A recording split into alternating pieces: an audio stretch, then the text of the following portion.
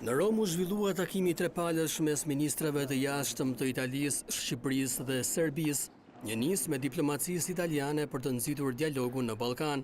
Takimi i sotëm i kontribuon stabilitetit në rajonin e Ballkanit Perëndimor dhe normalizimit të marrëdhënieve mes Shqipërisë dhe Serbisë, u shpreh ministri Ditmir Bushati, duke theksuar se vullneti i palës shqiptare në këtë drejtim ishte dëshmuar dhe me vizitën e kryeministrit Rama në Serbi. Sipas Bushatit, dialogu duhet të pasohet dhe nga një forcim i shkëmbimeve tregtare duke rrëzuar paragjykimet ekzistuese. Frymës së bashkëpunimit i ka mëshuar edhe ministri serb Ivica Dačić. Ne duhet të mësohemi të flasim për të gjitha problemet, edhe kur për to nuk kemi konsensus. Duhet të përqendrohemi te pikat që na bashkojnë dhe jo te ato që na ndajnë, u shpreh Dačić.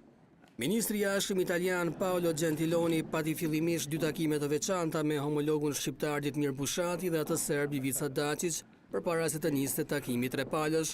Në përfundim të tij në një konferencë të përbashkët shtypi ai u shpreh se ky takim i parë trepalësh është dhe një mesazh i qartë drejtuar Europës, ndërsa nënvizoi se për Italinë integrimi europian i Shqipërisë dhe Serbisë është një angazhim strategjik, i cili duhet bashkëndar dhe me Europën.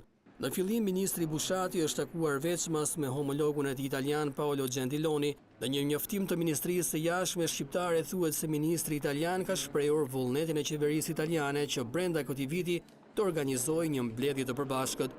Nisma e Italisë është propozuar që pranverën e vitit të shkuar nga ministri atëhershme italiane Emma Bonino. Ajo u rikonfirmua edhe nga pasuesja e saj Federica Mogherini, e cila aktualisht është përfaqësuese e lartë për politikën e jashtme dhe të sigurisë së Bashkimit Evropian, ndërsa u konkretizua nga kreu aktual i diplomacisë italiane Gentiloni.